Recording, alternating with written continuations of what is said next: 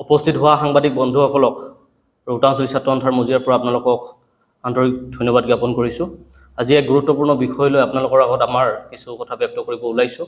গতিকে বৃহত্তৰ ৰৌতা অঞ্চলৰ আটাইতকৈ এখন পুৰণি শিক্ষানুষ্ঠান দণ্ডচৰীয়া উচ্চতৰ মাধ্যমিক বিদ্যালয়ৰ এটি শৈক্ষিক সমস্যাক লৈ আমি এটি সংবাদ মাধ্যমত আমি আমাৰ কথা ব্যক্ত কৰিব ওলাইছোঁ। গতিকে বিগত কেইটামান বছৰত এই বিদ্যালয়খনৰ শিক্ষাত বিষয় অনুপাতিক শিক্ষকৰ অভাৱেৰে চলি আহিছে গোটেই বিদ্যালয়খনৰ।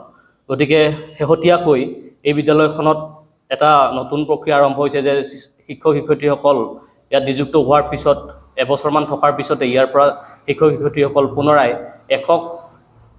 একক যি বদলীকৰণ প্ৰক্ৰিয়াৰে সেই প্ৰক্ৰিয়াৰে শিক্ষক শিক্ষয়িত্ৰীসকল ইয়াৰ পৰা গুচি যোৱাৰ ফলত আমাৰ ৰৌতা অঞ্চলৰ যিখন ঐতিহাসিক শিক্ষানুষ্ঠান আমি ইয়াৰ ছাত্ৰ ছাত্ৰীসকল যথেষ্ট সমস্যাৰ সন্মুখীন হ'বলগীয়া হৈছে।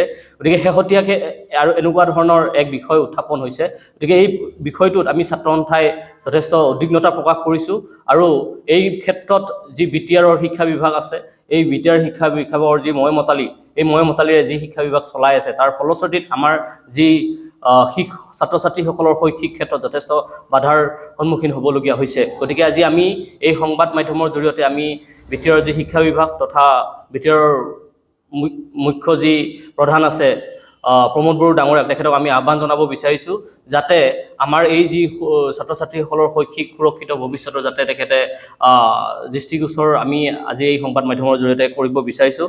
গতিকে এই যি একক প্ৰক্ৰিয়াৰে যি বদলীকৰণ প্ৰক্ৰিয়াটো তেখেতসকলে আৰম্ভ কৰিছে, কোনো ধৰণৰ বিদ্যালয় কৰ্তৃপক্ষৰ পৰা কোনো ধৰণৰ NOC গ্ৰহণ নকৰাকৈ তেওঁলোকে নিজৰ ময়মতালিভাৱেৰে এই ধৰণৰ প্ৰক্ৰিয়া আৰম্ভ কৰিছে।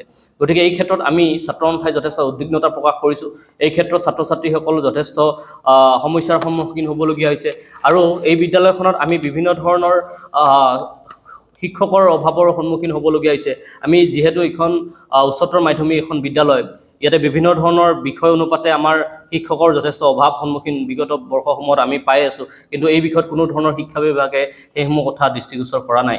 গতিকে আমি ছাত্ৰ সন্থাই এইসমূহ আমি দাবী উত্থাপন কৰিছোঁ যাতে আজিৰ এই সংবাদ মাধ্যমৰ জৰিয়তে যাতে শিক্ষা বিভাগে এই ক্ষেত্ৰত তেখেতসকলে দৃষ্টিগোচৰ হয় বা এই ক্ষেত্ৰত এই যি সমস্যাৰ সন্মুখীন হৈ আছোঁ আমি ছাত্ৰ ছাত্ৰীসকলক লৈ ছাত্ৰ ছাত্ৰীসকলৰ যি শৈক্ষিক সমস্যাৰ সন্মুখীন হৈ আছোঁ, গতিকে এই ক্ষেত্ৰত যাতে বিটিআৰ শিক্ষা বিভাগে যথেষ্টখিনি দৃষ্টিগোচৰ কৰে বা ওদালগুৰি যি আমাৰ বিদ্যালয়সমূহৰ পৰিদৰ্শকৰ বিষয় আছে তেখেতসকলকো আজি আমি তেখেতসকলৰ এখন স্মাৰকপত্ৰ আমি বিদ্যালয়ৰ জৰিয়তে প্ৰেৰণ কৰিছোঁ আৰু বিদ্যালয়তো আমি গৈ আজি যি এই শিক্ষকৰ সমস্যা সেই শিক্ষকৰ সমস্যাটো আমি সমাধান কৰিবৰ কাৰণে আমি বিদ্যালয়ৰ যি অধ্যক্ষা আছে এই অধ্যক্ষাৰ জৰিয়তে আমি এখন স্মাৰকপত্ৰ প্ৰেৰণ কৰিছোঁ যাতে এই ক্ষেত্ৰত বিহিত ব্যৱস্থা গ্ৰহণ কৰি আমাৰ যি ছাত্ৰ সন্থাৰ দাবী বা যি আহ্বান যদি ছাত্ৰ ছাত্ৰীসকলৰ এই শৈক্ষিক সমস্যাটো সমাধান কৰিবৰ কাৰণে আমি আহ্বান জনাইছোঁ। গতিকে এই ক্ষেত্ৰত বিহিত ব্যৱস্থা গ্ৰহণ কৰিবৰ কাৰণে আমি ছাত্ৰ সন্থাৰ মজিয়াৰ পৰা আমি আহ্বান জনাইছোঁ।